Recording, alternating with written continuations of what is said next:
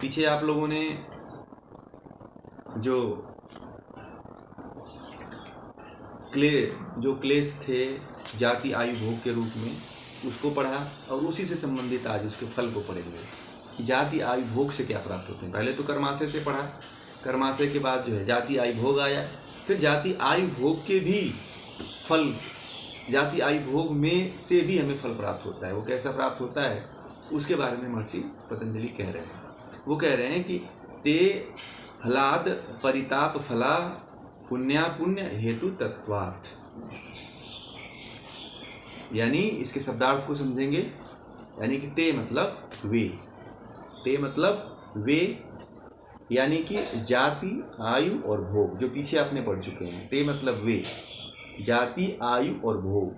फिर हलाद मतलब होता है सुख, और परिताप मतलब होता है दुख, और फला मतलब फल रूपी, फला मतलब फल रूपी, यानी कि पुण्य अपुण्य। और अगला जो है पुण्य अपुण्य हेतु तत्वात्, इसका जो अर्थ होता है पुण्य और अपुण्य का मतलब पाप, हेतु तत्वात् मतलब कर्मों से उत्पन्न होने के कारण, हेतु तत्वात् मतलब कर्मों से उत्पन्न होने के कारण। ये सूत्र के शब्दार्थ रहा, शब्दों के अर्थ रहे।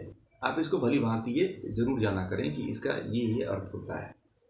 उसके बाद इसके अर्थ को जानेंगे कि इसका अर्थ क्या होता है। तो वो कहते हैं कि वे जाति आयु और भोग, वे जाति आयु और भोग, यानी कि फिर आया था उसमें शुभ अशुभ, पाप यानी कि पुण्य मतलब शुभ, पाप मतलब अशुभ, कर्मों से उत्पन्न होने के कारण सुख और दुख रूप फल वाले होते हैं। यानी कि जो जाति आयु और भोग रूप अशुभ कर्मों, शुभ और अशुभ कर्मों से उत्पन्न होने के कारण जो है सुख और दुख रूपी फल देने वाला होता है। सकते हैं कि वे जाति आयु और भोग, पुण्य और अपुण्य, पुण्य और पाप होने से सुख और दुख रूपी फल देने वाले होते हैं। सुख और दुख रूपी फल देने वाले होते हैं। एक देखिए, एक जाति आयु भोग हो गया, ये तो क्या है, जाति आयु भोग, ये क्या हो गया, ये वे, और उसके बाद क्या हो गया, दूसरा चीज क्या हो गया, शुभ और अशुभ, पाप और पुण्य। फिर उसके बाद उन्होंने कहा है कि सुख और दुख, पाप और पुण्य। फिर कह रहे हैं कि सुख और दुख देने वाला होता है, पाप भी होता है और पुण्य भी होता है, और इन पाप पुण्यों से सुख भी मिलता है और दुख भी मिलता है।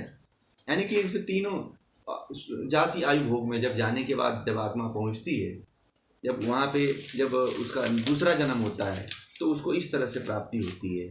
तो किस तरह से प्राप्ति, अब ये चीज़ आपको समझने वाली बात है, यही चीज़ आपको ध्यान देने वाली बात है। यहाँ पे अब आपको समझना है, कैसे समझना है कि अब पुण्य, अब देखिए पुण्य कर्म से क्या होता है, जो पुण्य कर्म से मनुष्य के सुखदायक, पुण्य जब मनुष्य पुण्य कर्म करता है तो उसे सुखदायक यानी कि सुख देने वाले जाति और भोग मिलते हैं।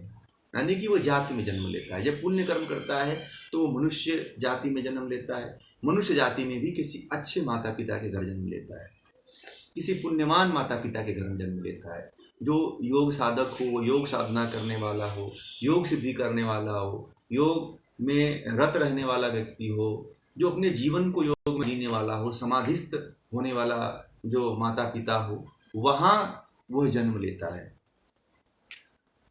जब उसके कैसा कर्म होते हैं, जब पुण्य कर्म होते हैं, तो जब पुण्य कर्म होते हैं तो क्या होता है, जो मनुष्य कहाँ पे सुखदायक, यानी कि मनुष्य के सुखदायक जो मनुष्य होता है उसको सुखदायक जाति आयु और भोग, इसमें केवल जाति आयु और भोग मिलते हैं। अगर शुभ कर्म करता है, पुण्य कर्म करता है, तो पुण्य कर्म करने से ही उसको जो उसकी जाति अच्छी मिलती है, फिर कीट पतंगों में नहीं जाता है। और फिर कह रहे हैं कि व्यक्ति, अगर वो कोई व्यक्ति, आप हैं चाहे हम हैं, कोई भी व्यक्ति हो, चाहे कोई भी प्राणी हो।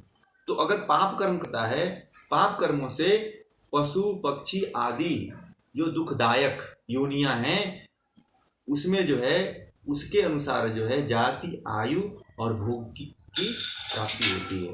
उसके अनुसार उसको जाति, आयु, भोग की प्राप्ति होती है। किसके अनुसार? अगर आपने पाप कर्म किया है तो आप कहाँ जाएंगे? पशु पक्षी योनियों में जाएंगे। पशु पक्षियों में भी बहुत सी नीच योनियां हैं, तो उससे भी कहीं नीच योनियों में चले जाते हैं। गाय में चले गए, गाय योनि में थोड़ा अच्छा मिल जाता है। बाकी और जितनी योनियां हैं उन सभी योनियों में नीच योनियां हैं, जो जंगलों में रहती हैं, कुछ जो जिनको लोग पशु के रूप में बांध करके उनका पालन पोषण करते हैं, तो उनका कुछ अच्छा जीवन होता है, उनको अच्छी अच्छी चीज़ें खाने के लिए मिलती हैं। और जो जंगलों में रहते हैं उनको ऐसे ही घास भूस पे बरसात में, धूप में ऐसे ही विचरण करना पड़ता है, तो थोड़ा दुखमय जीवन व्यतीत करना पड़ता है उनको। तो इसलिए होता है वो कि उनके जो कर्म होते हैं वो कैसे होते हैं? वो अपुण्य कर्म होते हैं, वो शुभ नहीं, पाप किया रहता है, इसलिए उसे इन सब नरकों में आना पड़ता है। पक्षी, कीट, पतंग आदि हैं, इसमें उसको जन्म लेना पड़ता है। इस जाति का निर्धारण हो जाता है। और दूसरा, एक तो पाप और पुण्य के द्वारा होता है, जाति भोग निर्धारित हो जाती है। और दूसरा उन्होंने कहा है कि दुख से जैसे अन्य लोगों को प्रतिकूलताएं, जैसे मान लीजिए कि आपको दुख उत्पन्न हो गया, सुख और दुख की बात कह रहे हैं, तो दुख में अगर आपने दुख से जैसे अन्य लोग हैं, कोई अन्य व्यक्ति है, तो उससे भी आपको प्रतिकूलताएं उत्पन्न हो जाती हैं। कोई आपको आकर के कष्ट दे देता है तो भी आपको दुख पहुंचता है, उसके द्वारा आपको हमेशा जो है कष्ट में जीवन बना रहता है किसी के द्वारा। तो वो कैसे होता है? वो भी नीच योनि वाला जो दुख जो मिलता है, वो जाति आयु भोग के द्वारा जो दुख मिलता है, यानी कि कुछ ऐसे लोगों से आपका संसर्ग हो जाता है जो आपको दुख देते हैं। यानी कि कुछ ऐसी जातियां मिल जाती हैं जो, जैसे मान लीजिए कि कुछ रहने वाले मनुष्य ही जाति है, तो मनुष्य जातियों में किसी आप गुंडे से संपर्क हो गया आपको, तो मनुष्य जीवन पाकर के भी आप दुखी हो जाते हैं। दुख होकर के आपको वो कष्ट देने लगता है, आपको आकर के धमकियां देने लगता है, आपके घर में आपके धंधे से वो पैसे वसूलने के लिए बात करने लगता है कि मुझे सुपारी चाहिए, मुझे इतना पैसा चाहिए, इतना पैसा नहीं दोगे तो मैं तुम्हारे लड़के को उठा ले जाऊंगा, तुम्हारे पति को गोली मार दूंगा। तो इस तरह की बातें करता है, तो वो भी दुख होता है। तो जो अन्य लोगों से जो दुख होता है वो जाति आयु, यानी कि जो नीच जातियों के लोग हैं, या फिर जो गुंडा मवाली है उसको नीच कहा है, उसको मतलब कि एक तरह से कहिए कि दुख देने वाला जाति। मतलब मनुष्य जातियों में भी एक बुद्धिमान है, उससे भी एक मध्यम है, उससे भी अच्छा विचार रखने वाला नहीं है, उससे भी गलत विचार रखने वाले लोग हैं, उससे भी निकृष्ट कर्म करने वाले लोग हैं, फिर उससे भी निकृष्ट करने वाले लोग हैं, फिर उससे भी एकदम निकृष्ट वाले लोग हैं। तो मनुष्यों में भी जातियां बटी हुई, एक जाति के बाद दूसरी के बाद, यानी कि पहले तो वो कर्म के अनुसार होता था, अब उनको नाम दे दिया गया, बल्कि नाम में वो चीज नहीं छुपा हुआ है, कर्म में छुपा हुआ है। हर जातियों में उस तरह के कर्म होते हैं, कोई नीचता का कर्म कर देता है तो वो उसी को कहते हैं कि उसमें भी दुख, उसके कारण भी जाति में जाति आयु भोग से दुख होता है। फिर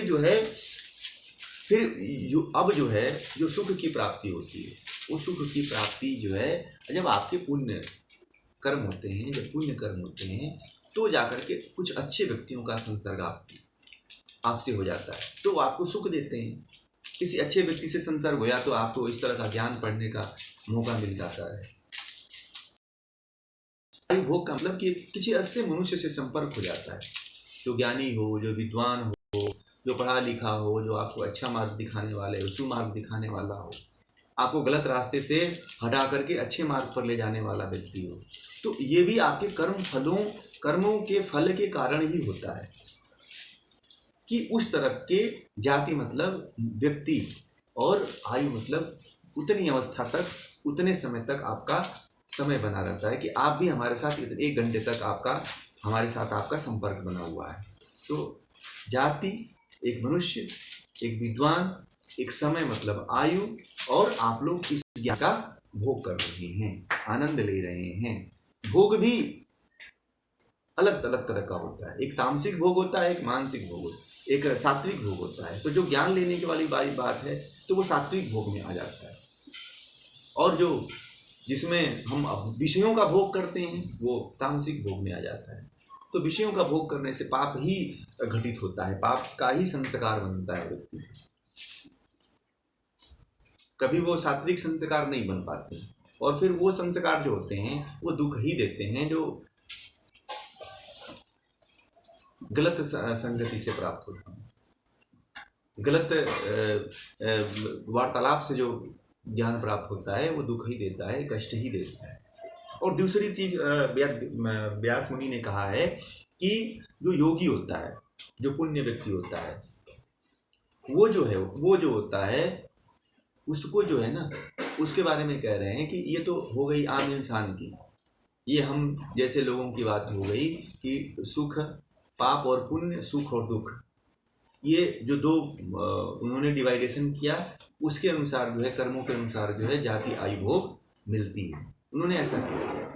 फिर उन्होंने आगे कहा कि जो योगी होते हैं उनको जो शुभमय कर्म होते हैं, जो शुभ कर्म होते हैं, यानी कि पुण्य कर्म होते हैं, पुण्य कर्मों के द्वारा जो उनको फल प्राप्त होता है, जो सुख, जो पुण्य कर्म करने के बाद भी उनको जाति आयु भोग रूपी जो उनको फल मिलते हैं और जिससे उनको सुख मिलता है, उस सुख में भी योगी क्या देखता है, योगी जो होता है, जो योग करने वाला व्यक्ति होता है, उसमें भी वो दुख देखता है।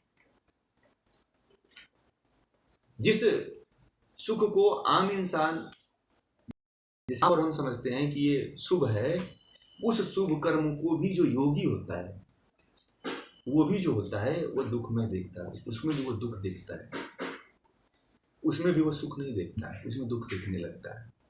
हम समझते हैं कि ये इस व्यक्ति ने इतना अच्छा कर्म किया, इसे देखो कितने लोग सम्मान दे रहे हैं, मान दे रहे हैं, अच्छा भोजन मिल रहा है, अच्छा बिस्तर मिल रहा है, अच्छी गाड़ियाँ मिल रही हैं, अच्छे लोग मिल रहे हैं, फिर भी उसको लगता है कि ये संसार है, और संसार से तो हमेशा दुख ही मिलता है। संसार में कितना भी सुख मिल जाए वो दुख मिश्रित होता है, संसार में जो सुख मिलता है उसमें दुख मिला होता है। आपने बहुत से योगियों को देखा होगा, बहुत सी आत्माओं को देखा होगा कि जैसे महात्मा बुद्ध थे, वो पूर्व जन्म का उनका ऐसा संस्कार था कि उनका इतना राजपाट होने के बाद भी, सारी सुख सुविधाएं होने के बाद भी उनको उस सुख में दुख दिखाई दिया, और उन्होंने घर बार छोड़ करके फिर उस परम आनंद की, जो परम सुख है, ये जो इससे भी बड़ा सुख है, जो क्षणिक सुख को हम सुख समझते हैं, उससे भी बड़े सुख की तरफ वो उन्मुख हो गए, बड़े। वही महात्मा बुद्ध ही नहीं, अन्य जो योगी रहे हैं, पीछे भी बहुत से योगी हुए हैं, उनके बाद, उनके पहले और उनके बाद भी बहुत से ऐसे योगी हुए हैं जिन्होंने इस तरह के, जिनके साथ इस तरह की घटना घटी है, वो भी इस तरह का कर्म करके, उस तरह का सुख प्राप्त करके, इस तरह का जो सांसारिक सुख है, उन सांसारिक सुखों को प्राप्त करके भी उसमें दुख देखा। ये हम लोगों के लिए लगता है कि जाति आयु भोग जो है, पुण्य कर्म करते हैं तो मिल जाता है, तो बड़ा उसमें खुश होते हैं, बड़ा आनंद होता है कि मैंने बहुत अच्छे जन्म अच्छा कर्म किया है कि मैं आनंद भोगने को मिल रहा है। मगर जब एक योगी की बात आती है, जो योग साधक की बात आती है, तो वो जो सांसारिक सुख होता है उसमें भी वो दुख मानने लगता है, उसको भी वो दुख में देखने लगता है, दुखमय दृष्टि से देखता है। अगर उसे बहुत अच्छे संगति भी मिल गई और वो संगति संसार की तरफ ले जाने वाली होती है, वो संगति जो है उसको संसार में लिप्त करने के लिए लगी रहती है। जैसे भगवान बुद्ध थे, तो भगवान बुद्ध के राजमहल में, राज्यसभा में बहुत बड़े बड़े विद्वान थे, हर तरह के विद्वान थे, तो वो विद्वान उनको नहीं भाए, वो जाति आई भोग के अनुसार उनको सब मिल गया था, वो कोई उनको नहीं भाया, कोई उसमें कोई सुख दिखा ही नहीं। हर तरह के वैज्ञानिक भी थे, साइंटिस्ट भी थे, सब तरह के ज्ञानी भी थे, तो वो कोई नहीं भाया, उसमें भी उनको दुख नजर आया कि जो भी हम यत्न करते हैं, जो भी व्यवस्थाएं बनाते हैं, जो भी सुख सुविधा के साधन हम उत्पन्न कर रहे हैं, वो साधन भी क्षणिक हैं, ये भी एक दिन नष्ट हो जाएंगे। इसमें सुख नहीं है, इसमें दुख ही है। इसलिए हमें भी अपने जीवन में ये मान लेना चाहिए कि ये जो क्षणिक सुख है, जो जाति आयु भोग के रूप में हमें मिला हुआ है, जो उसके फल हमें मिल रहे हैं सुख और दुख रूप, पुण्य और अपुण्य रूप में मिल रहे हैं, जो जाति आयु और भोग के द्वारा जो है हमें पाप और पुण्य और सुख और दुख रूपी जो फल मिल रहा है, ये भी हमें कष्ट देगा। ये भी अस्थाई नहीं है, इसको हम अस्थाई मान लिए। ये अस्थाई देता है, कष्ट देता है। जैसे योगियों को होता है, जैसे उनको सारी सुख सुविधाएं दे दो तो ये सारी सुख सुविधाएं उनके लिए जो क्या है, ठीक ही पड़ जाती हैं। कहती है कि संसार से बना हुआ है जो तुम्हारा, जो तुमने पूरा जो इकट्ठा कर रखा है सुख सुविधाएं, उसी से तो दुख ही मिलेगा। वो क्षणिक होती हैं। जैसे आपने भोजन का आनंद लिया, बहुत अच्छा, आपने मिठाई है, स्वादिष्ट भोजन है, उसको आपने खा लिया, बड़ा आनंद आया उस समय और खूब दबा के खा लिया आपने। आनंद आते गया, खूब दबाते चले गए, तो वो पेट में जा करके भारी होता चला गया। फिर इतना गरिष्ठ आ गया कि फिर पेट दर्द करने लगा, पेट दुखने लगा, फिर कब्जियत होने लगी, फिर गैस नहीं पास हो रही है, फिर गैस की दवा खा रहे हैं। तो सुखमय जो वस्तुएं होती हैं वो भी दुख देने लगती हैं व्यक्ति को, वो भी दुख की तरफ लेके जाने लगती हैं। आप ये मत समझिए, आप भोजन करते हैं तो आप भोजन की थाली मिल गई तो आनंद आता है कि अब मैं तो बड़ा सुख से पूरा खाया, और इतना खा लेते हैं सुख से कि सुख से भी फिर दुख हो जाता है, सुख से भी उसको दुख भोगना पड़ता है। आजकल जितने लोग हैं, आज आप हैं चाहे हम हैं, जब भोजन करते हैं तो बड़ा आनंद आता है कि चलो करते जाओ, तो बड़ा आनंद आता है कि सुख ही है, तो है, हम सुख ही तो भोग रहे हैं। हर तरह का भोजन बना करके भरपेट खा लेते हैं, और इतना खा लेते हैं कि हमें पता ही नहीं चलता है कि हम कितना खा लिए। और बाद में क्या पता है क्या होता है, आजकल डायबिटीज हो जाता है, कोलेस्ट्रॉल बढ़ जाता है, फिर डॉक्टरों के पास जाकर के चक्कर लगाने लगते हैं, फिर ये चेक कराओ, फिर वो चेक कराओ, फिर इसमें आपको ये सर्जरी कराओ, बाईपास सर्जरी कराओ। तो सुख ले रहे हैं, मगर उस सुख का जो परिणाम हो रहा है वो दुख में हो रहा है। इसीलिए योगी जो है सांसारिक, जो संसार में जो सुख प्राप्त होता है, अच्छे कर्मों के द्वारा भी जो सुख प्राप्त होता है, उसको भी अस्थाई नहीं मानता है। वो कहता है कि ये क्षणिक है, ये हमें वास्तविक सुख नहीं दे सकता है, ये हमें वास्तविक आनंद नहीं दे सकता है। आप देखिए जितने भी योगी हुए हैं, चाहे महात्मा बुद्ध के साथ ही नहीं, महावीर को भी देख लीजिए, महावीर को भी देख लीजिए, जो विश्वामित्र हैं उनको देख लीजिए, उनके पास भी बहुत बड़ी, वो राजा थे, ऋषियों में राजर्षि उनको कहा जाता है। तो जो राजा से ऋषि बना उसको राजर्षि कहा जाता है। तो जो विश्वामित्र थे पहले वो राजा थे, और राजा होकर के भी उनको वो चीज नहीं जमा। महाराजा भर्तरी का भी बहुत बड़ा राजपाट था, उन्होंने भी अपने राजपाट को अपने भाई को दे करके, विक्रमादित्य को सौंप करके वो संसार से विमुख हो गए, क्योंकि वो उनको पता चल गया कि ये जो सुख है, राजपाट रूपी जो सुख है, वो क्षणिक है, दुख देने वाला है। सुख तो हमें मिल जाता है, मगर अस्थाई जो सुख है वो कभी नहीं मिलने वाला है। जो वास्तविक सुख है वो कभी नहीं मिलने वाला है। उसको प्राप्त करने के लिए हमें ईश्वर की तरफ जाना पड़ेगा। हमें तीव्र इच्छा, तीव्र वैराग्य, तीव्र अभ्यास की जरूरत है। या तो हमें ईश्वर प्रणिधान की आवश्यकता है कि ईश्वर के प्रति सब कुछ अपने जीवन का समर्पण कर दें, उसको जीवन का हर एक क्षण ईश्वर के प्रति समर्पित कर दें, की आज्ञा के अनुकूल कर दें, ईश्वर में इतना रम जाएं कि उसके गुण कर्म स्वभाव के अनुसार अपना जीवन बना लें, और उस तरह से ही अपने जीवन को जीते रहें, तो ही ये संभव है। संन्यास की तरफ घर छोड़ करके भागने से वो चीज नहीं प्राप्त होने वाला है। संसार में रहते हुए ही संसार से विमुख हो जाना, ये सबसे बड़ा संन्यास है।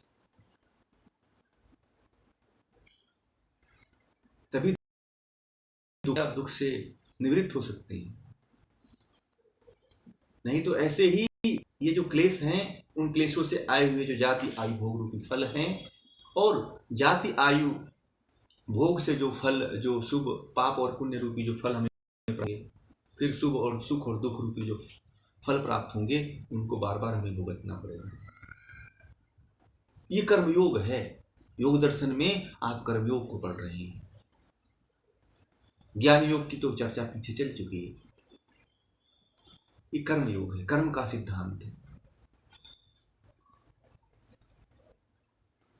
तो हमें कर्म ऐसा करना है कि हम उसके तरफ बढ़ जाएं, उस परमानंद की तरफ बढ़ जाएं, परम सुख की तरफ बढ़ जाएं। जो बार बार सुख दुख रूपी पुण्य रूपी जो कर्म किए रहते हैं उसका जो हमें फल मिलता है ये बड़ा तुच्छ है। इससे भी ऊपर उठने की जरूरत है और इससे ऊपर उठ करके उस परम आनंद की तरफ जाने की जरूरत है और ईश्वर को प्राप्त करने की जरूरत है। तो ये जो आज का जो विषय था,